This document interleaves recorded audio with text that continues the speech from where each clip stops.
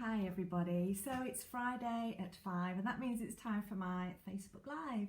So today I just wanted to kind of talk to you about your feet really. So in my program this week, it's Healthy Core and Pelvic Floor, my 12-week program, we have been looking at feet and the role that our feet play in relation to our pelvic floor. So I hope that you're really well today. The sun has been shining. It's like really hot. So I hope that you've managed to get out and have a little bit of a walk today.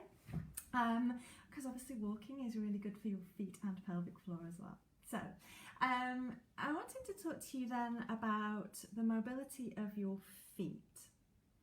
So if you suffer with foot pain, things like plantar fasciitis, or you have bunions, or even just stiff feet that don't move very well, then you are much more likely to have issues with your pelvic floor and also issues with your knees and your hips. So stiff feet and poor alignment of your toes, so that again is bunions, but also hammer toes. You know, if your toes are kind of a little bit like crunched up a little bit, like little claws, and they're called hammer toes. Or even if your feet are slightly turned out, all of those things will change the way that you walk. So it changes your alignment as you walk. And also wearing stiff shoes, so shoes that aren't flexible, they will also change the way that you walk. They inhibit the natural movement of your body as you're walking. So your feet are so vitally important. There are 26 bones in each foot. Now you think about how many bones there are in your entire body. That 26 of your bones in your feet just gives you an idea of how movable your feet should be. You have 33 joints in every foot. 33 joints and over 100 muscles, ligaments and tendons. So there is a lot going on in your feet. Your feet are supposed to be extremely mobile and to deform over different surfaces, like different terrain when you're walking on uneven surfaces. So if your feet aren't able to deform and able to move over these different surfaces, either because your feet are really stiff or due to the shoes that you've put on your feet, then your ankles, your knees and your hips then have to compensate for that lack of movement. Now your ankle joint and your knee joint are what we call hinge joints, which means that they just kind of move forwards and backwards, okay? Whereas your feet are able to move in all planes. Your ankle and your knee aren't, they hinge. So they're having to compensate for that lack of mobility, which means there is a little bit of giving them. They can move a little bit, but they're not designed to do that, and certainly not to do that movement over and over and over again. And that's why we have a lot of issues with knees and ankles and hips as well. So lack of mobility of your toes, if you aren't able to move your toes, is going to limit the range of movement that you have at your hip. It's going to limit the amount that you can take your leg behind you to push you forwards when you walk. So that limited range of movement at the hip weakens your glute muscles, so your butt muscles, okay? And it's really important that we have strong glute muscles because your glutes are your pelvic floor's best friend, okay? So if you have weak glutes or a weak bum, you've got a weak pelvic floor. If you've got strong glutes, you've got a strong pelvic floor. And a real good indicator of that is how flat your bottom is. If you have a really flat bottom, you need to do a little bit of work there. You need to build yourself a butt, okay? So we are generally a culture of convenience. We kind of want everything now. Everybody wants the quick fix. And I get so many people saying to me, oh, you know, I've got issues with my pelvic floor. What do I need to do? Tell me what exercise I can do, like, and I'll do it every day to fix it. Your body doesn't work like that. You can't spot fix one problem because everything is connected. However, having said that, if you want to start working on your pelvic floor and you're really not sure where to start with the feet. That is where you're going to get the biggest change. So always start with your feet. It's your foundation. And if your foundation isn't right, nothing else is going to be right. Okay. So the things I kind of want you to take away from this live today is that your feet are vitally important for whole body health.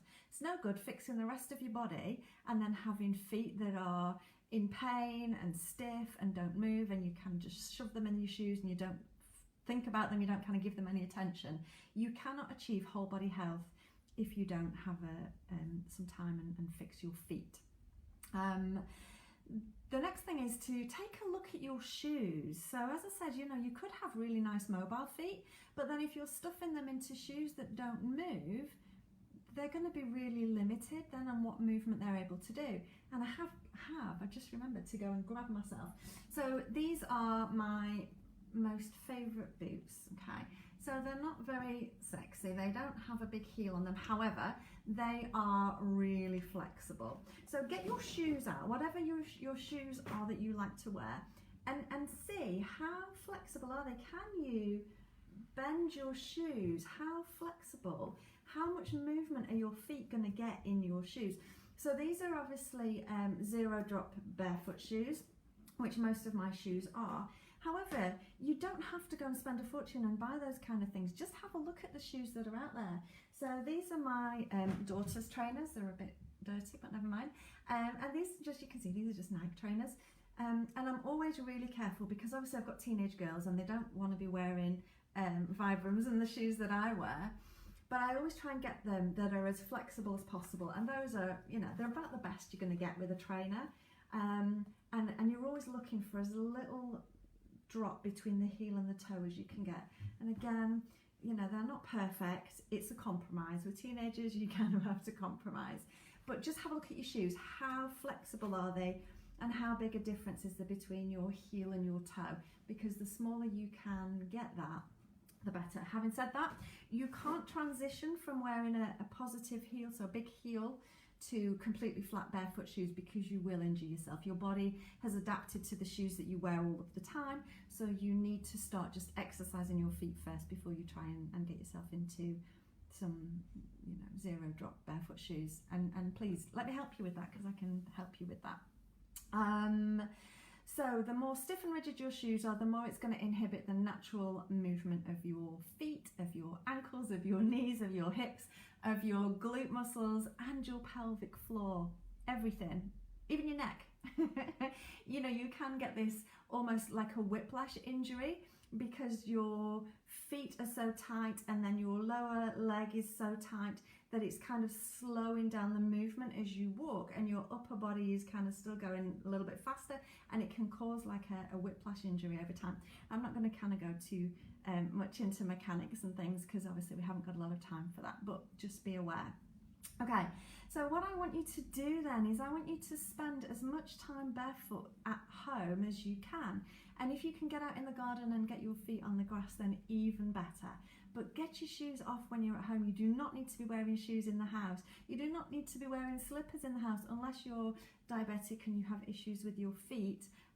Please let your feet move, let them deform over different shapes, walk over different textures, you know, and just allow your feet to move.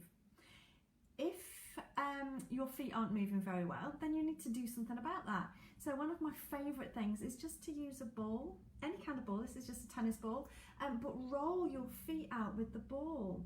You can just roll all of the surface of your foot, and if you find any areas that feel tender and they feel almost like they're bruised, that's a sure sign of tension in your feet. So just very gently, just kind of rub the area out, just spend some time on it. You can do this seated so that you're not putting as much pressure on your feet, or you can do this in standing. If you work in an office, take one with you. When you've got your feet under your desk and no one can see, roll your feet out. But the more you can do that, the better. And also have a look at your toes and notice, can you like lift your toes? Can you lift all of your toes and lower them down again? Can you lift them all individually and lower them down individually, or do they all come up together and all go down together? So notice that how mobile your toes are and really work on that. If you cannot lift your toes or they're all coming up together, then they need a little helping hand, okay? And that means that you've got to get your hands in there and you've got to give your feet a massage. Spread your toes, get your fingers between your toes and spread them. Move the feet around, get as much movement there as you can. So this is like a passive exercise, which means that you're not using the muscles of your feet, so it's not an active muscle stretch, but maybe your feet aren't able to do that just yet, so you need to give them a helping hand. You can use some nice coconut oil or something to give them a little massage, but spread your toes apart. You can also get like alignment socks and correct toes and things like that. And again, if you want to ask me about those, I am more than happy to help you with those. Okay, I've waffled enough for a Friday afternoon. So I really want you to know that your feet are so important. You cannot stuff them in shoes and expect them to carry you around for your whole life without some issues somewhere. You need to free your toes, get them out, let them move. If you are suffering with foot pain, bunions, plantar fasciitis, or just stiff feet, please don't ignore it. Start looking into that, and notice if you have pelvic floor issues and you have foot issues. Again, you need to really look into this and do something about that, and I can help you with that. So please like and share this video. Make sure you've liked my page, Happy Healthy Pelvis. If you aren't in my ladies only private group, it's free. Get yourself in there. There's lots of videos and information in there, and obviously information about my paid programs. I have a 12-week pelvic floor and core program, and there's just lots of information out there. So have a wonderful weekend. Let's hope that the sun keeps shining and it's nice and warm, and I will see you here next Friday at 5 for my next live. Take care. Bye.